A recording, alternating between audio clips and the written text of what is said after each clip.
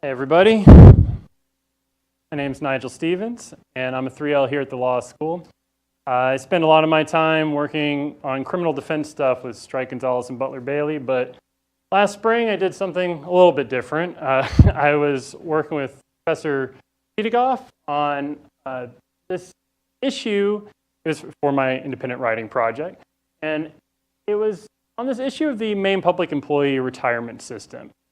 And despite these many words, I was really interested in kind of one thing, like what can Maine public employees do with their retirement?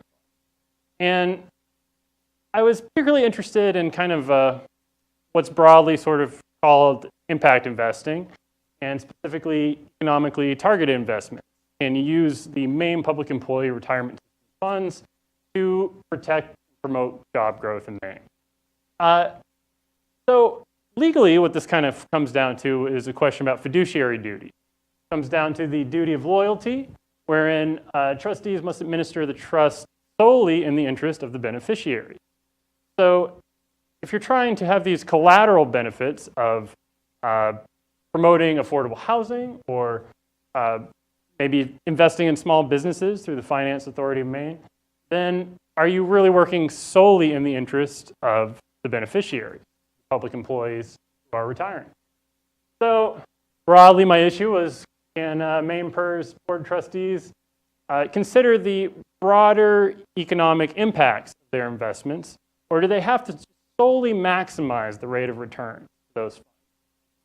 And some of you may think, all right, we're talking about pension funds, we're talking about ERISA, but one thing that's kind of interesting about all this is that as a state-run governmental pension project, the MainePERS is really just governed by state law, which also means that, I don't know, it's a little more valuable, a little bit more something that we can test, So anyway, so I looked at a lot of different sources of law with this. I looked at the state constitution, which actually has provisions regarding specifically the retirement system. Looked at kind of the state pension code that governs the system itself. And it imports a lot of the actual fiduciary duties I was concerned with from the just Maine Uniform Trust Code. So I looked at all those things as well as the just investment policies of MainePERS.